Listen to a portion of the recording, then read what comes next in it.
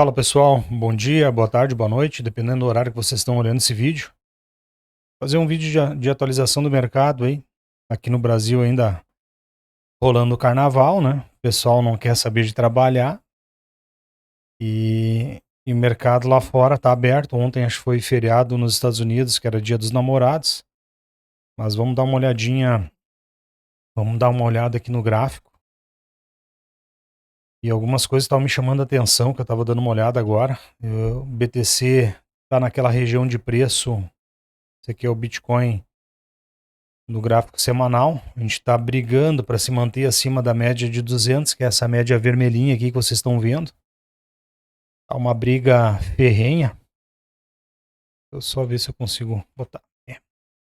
Uma briga ferrenha aqui para a gente se manter acima da média de 200.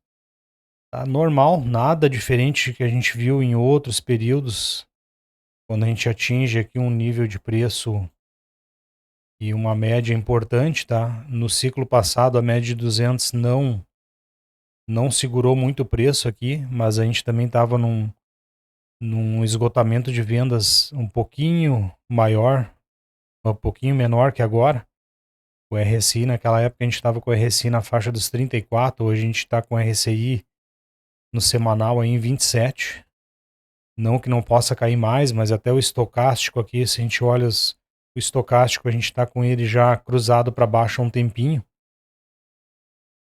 A gente está com ele cruzado para baixo um tempinho, a gente está com o estocástico bem baixo. Ele ainda não cruzou para cima. Poderia nos dar um sinal de um respiro, que nem a gente teve aqui nesse momento aqui, que ele cruzou aqui em novembro, ele cruzou para cima, foi quando a gente segurou na média de 50 aqui e fez um recuo pouquinho acima para testar as médias de 9 aqui, se a gente olhar no gráfico que a gente testou a média de 9,21, que é a média, desculpa, a média de, deixa eu ver aqui no gráfico, a média de 21,50, tá? A média, desculpa, a média que a gente testou antes, essa roxa aqui que vocês estão vendo, é a média de 100. Então, eu acredito que para a gente perder essa média direto aqui, sem antes fazer um teste, ao menos nessa média azulzinha, que é a média de 9, ou quem sabe até a média verde aqui, que é a média de 21, é um pouquinho difícil. Porém, pessoal, o gráfico do S&P aqui tá bem feio. Não é pouca coisa, ele tá muito feio. A gente está tendo já um bom tempo, já está tendo no gráfico semanal aqui do S&P, a gente está tendo várias divergências desde 2024 aqui.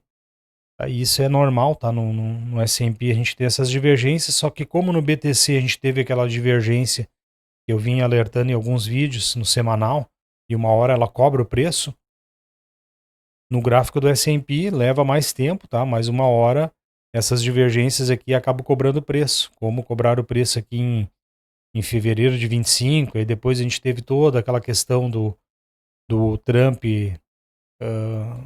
enfim, metendo aquelas tarifas lá do Independence Day lá dele lá, e a gente acabou tendo uma queda, aí sim se acelerou essa queda aqui, a gente tendo uma queda de mais 16%. Só que vocês já viram que no RSI aqui, o RSI já estava em níveis já baixos, coisas que a gente está começando a atingir agora, 56. Então, quando a gente começa a flertar com níveis baixos, a gente pode ter daqui um pouco um respiro no preço aqui, e vendo esse RSI testando essa nossa linha aqui, nossa linha indicadora aqui do RSI, que hoje já está voltada para baixo, tá? Para fazer um retestezinho, como a gente fez aqui em fevereiro, e depois vir a queda.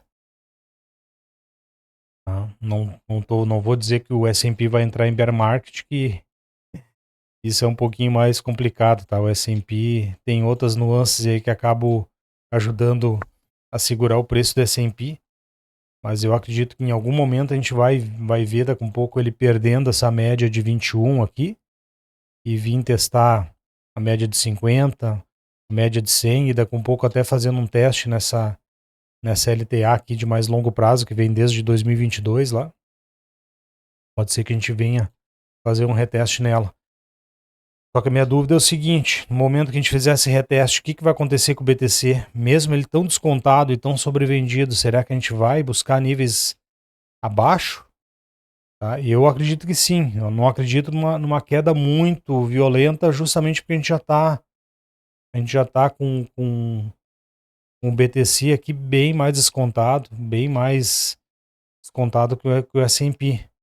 Mas tá com um pouco o S&P cedendo, a gente pode ver aquilo que eu falei no último dia, no último vídeo, ver o BTC tá com um pouco rompendo esses níveis aqui de suporte dos 60 mil e vindo retestar essa região aqui que retestaria todos esses fundos aqui de setembro de 24, agosto de 24 e julho de 24, fazer um reteste e seria também um reteste nessa LTA aqui de longo prazo que vem desde lá de 2018.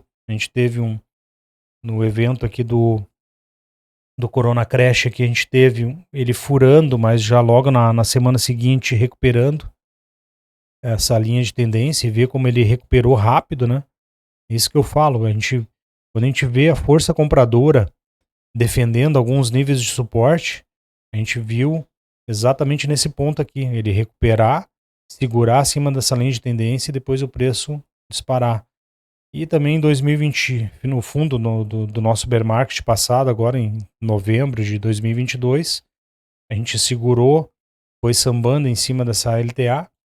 Então não descarto que se por acaso o S&P, que é esse gráfico aqui, fizer essa busca de outros suportes aqui, retestada com um pouco essa região aqui dos 6.100, e viria daqui um pouco no futuro fazer uma confluência aqui de testar essa média de 100, testada com um pouco num spike aqui, testar essa LTA, a gente pode daqui um pouco ver o BTC testando aqui também esses níveis e se segurando, mesmo a gente estando até com o diário aqui, se a gente olhar no gráfico diário do BTC, a gente estando com o BTC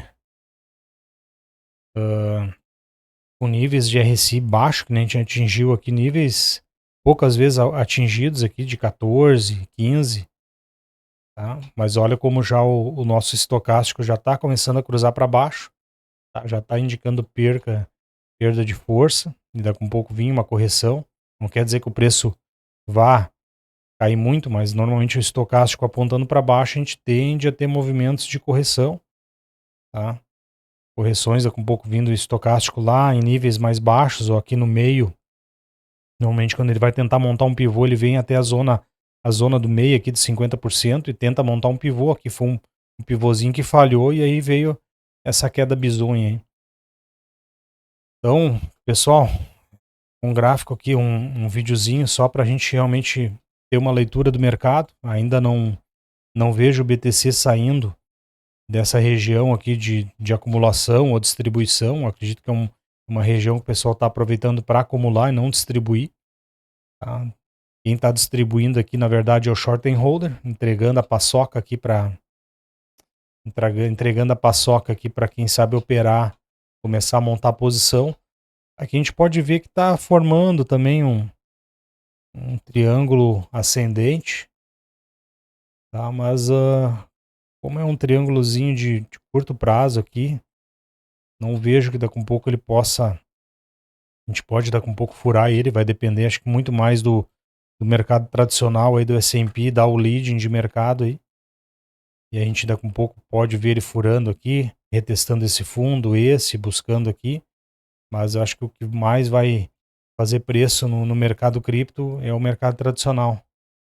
E a gente vai ter que ficar de olho aí no S&P aí, ver o que ele vai fazer até o final da semana. Parece que ele está tentando segurar, está tendo bastante venda, vê que está tendo bastante venda, por isso que eu ainda acho que a gente pode fazer um movimento aqui de subida, liquidar esses topos aqui para depois de uma queda, mas tudo são probabilidades, tá, pessoal? Nada mais do que probabilidades, e por isso que a gente tem que operar com cautela nesse momento, hein?